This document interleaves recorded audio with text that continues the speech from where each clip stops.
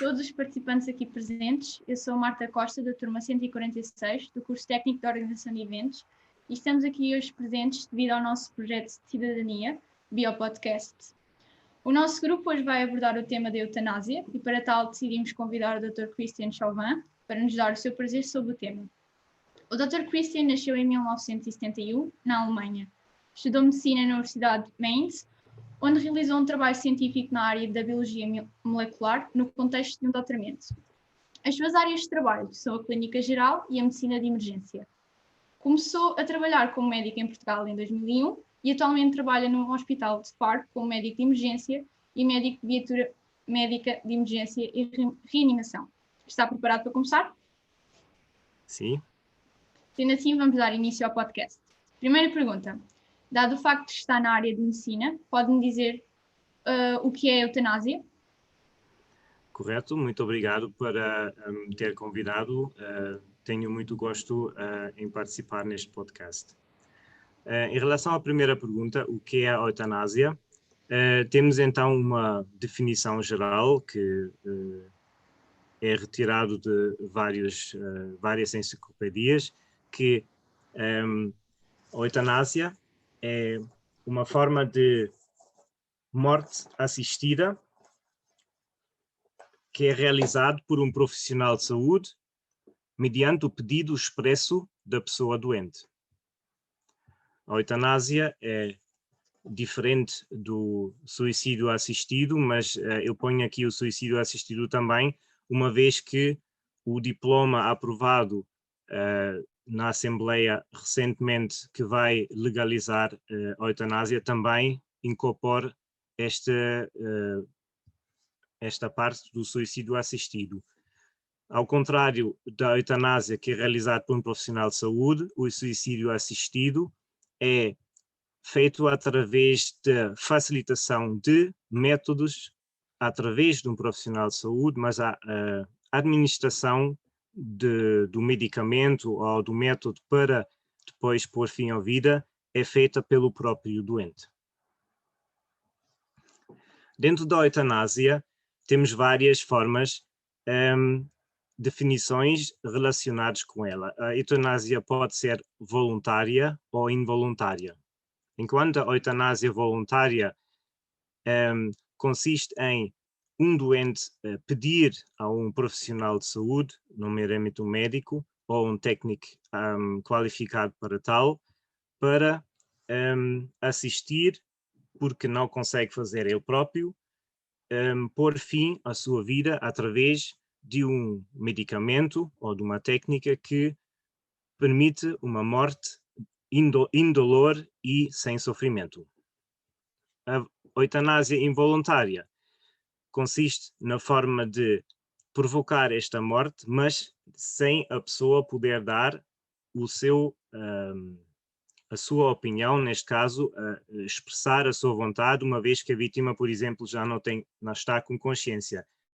Aqui seria uma outra pessoa a decidir e com base naquilo que a pessoa anteriormente tenha expressado, por exemplo, numa carta.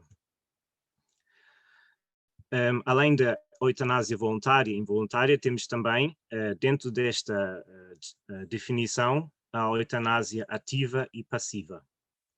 Enquanto a eutanásia ativa consiste na administração de um medicamento de forma deliberada para terminar a vida, e a eutanásia passiva na interrupção ou na supressão de tratamentos ou técnicas que são necessárias para prolongar a vida desta própria pessoa.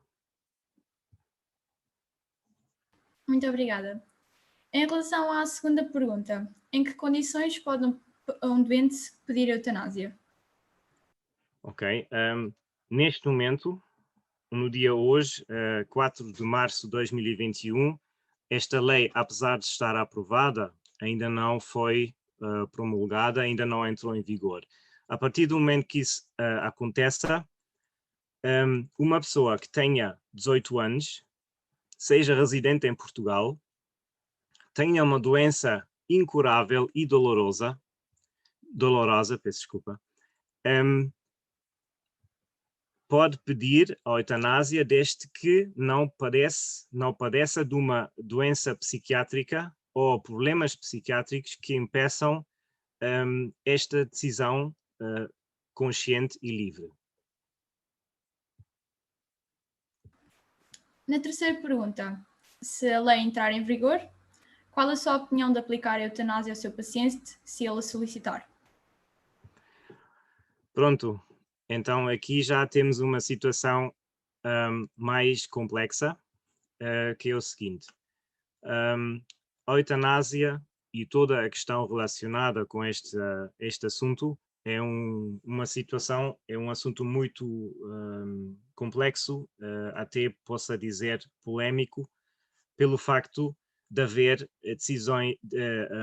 definições e também posições opostas em relação à sua aceitação. Isso tem a ver com o facto que existem diferentes perspectivas religiosas e também filosóficas que têm a ver com como é que é valorizado o significado da vida. Significa, enquanto há pessoas que dizem e estão a favor da eutanásia, que em primeiro lugar, e isso esteja no fundamento também dos direitos humanos, que a pessoa tenha o direito a tomar a decisão sobre o seu corpo e escolher como viver e morrer. Enquanto as pessoas que estão contra a eutanásia vão dizer que a inviolabilidade da vida está em primeiro lugar. Temos aqui então uma situação muito complexa. Como é que vamos decidir o que é mais importante? Os direitos fundamentais do ser humano de tomar a sua decisão e, no oposto, no outro lado, a pessoa a dizer que a vida humana é, vamos dizer, é o valor mais elevado que existe na nossa existência.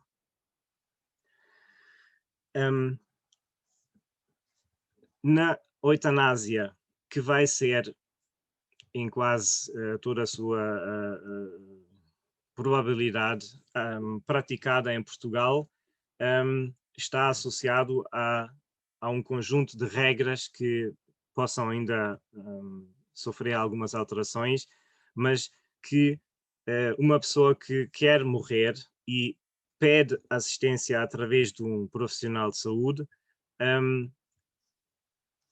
é um processo que tem que passar por várias etapas. Uma delas é que vários médicos de diferentes especialidades, que são independentes uns dos outros, têm que aprovar este processo.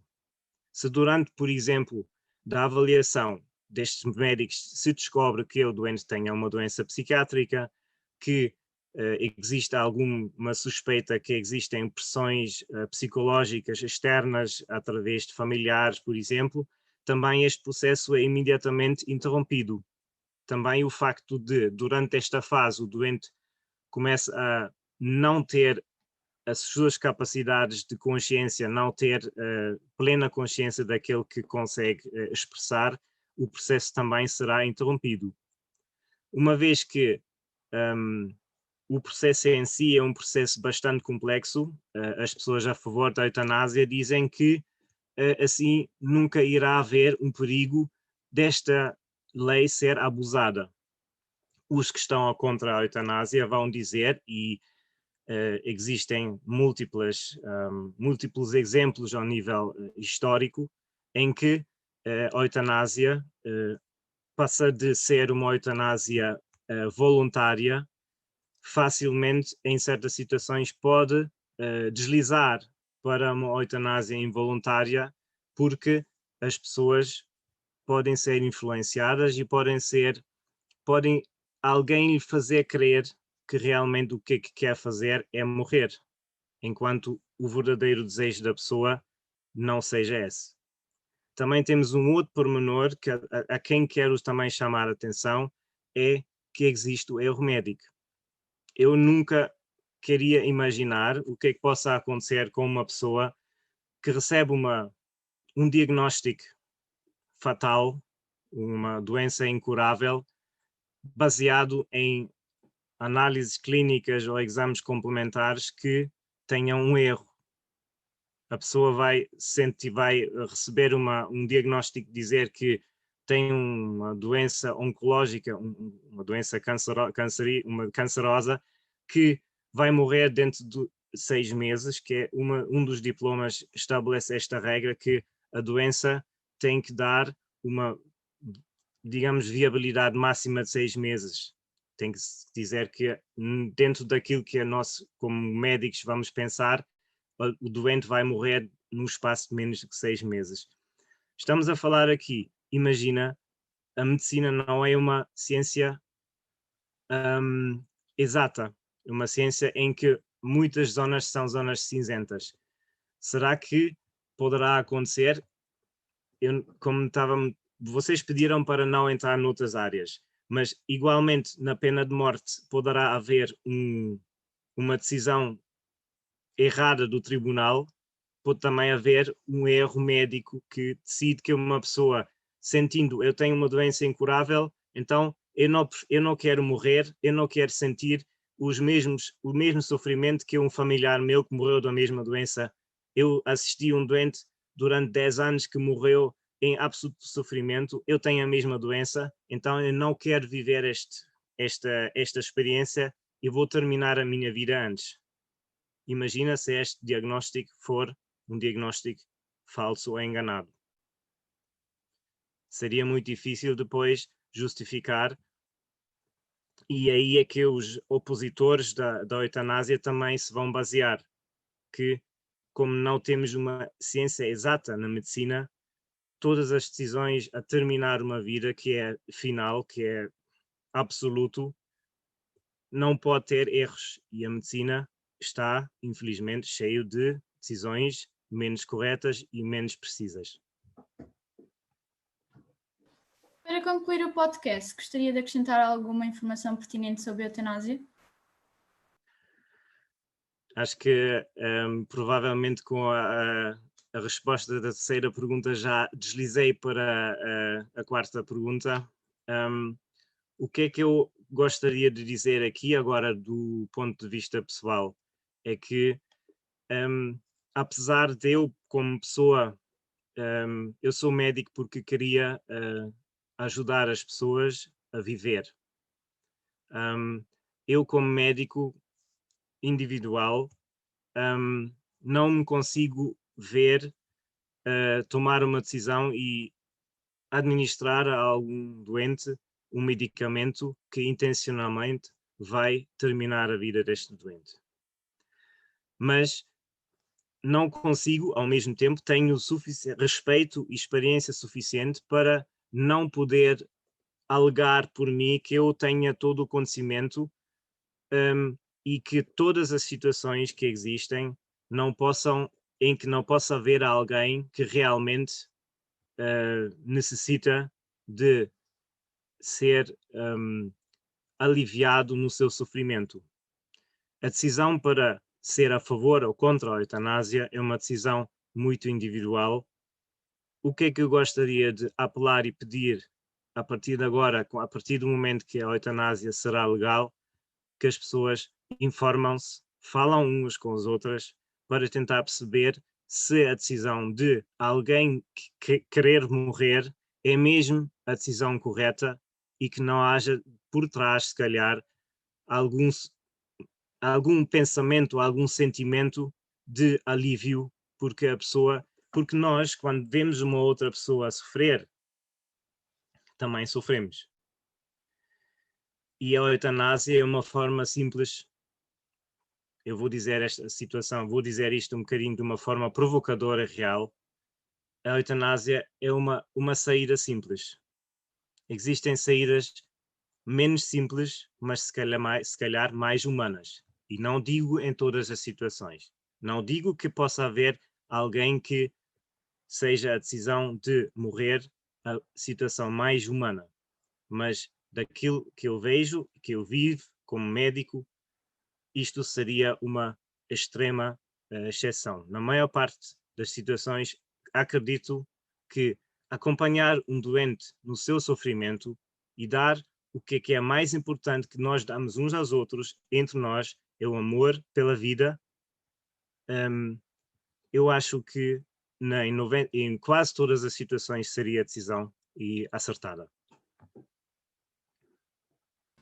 Para finalizar, Dr. Cristian, muito obrigado pelo seu tempo, mas principalmente por ter aceito o nosso convite e pelo esclarecimento pelo assunto.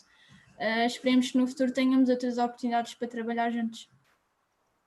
Muito obrigado, fiquei muito contente de me terem convidado e fiquei também muito contente de poder expressar aqui, ter a oportunidade de expressar uma parte pessoal em relação a este assunto. Muito obrigado pelo convite.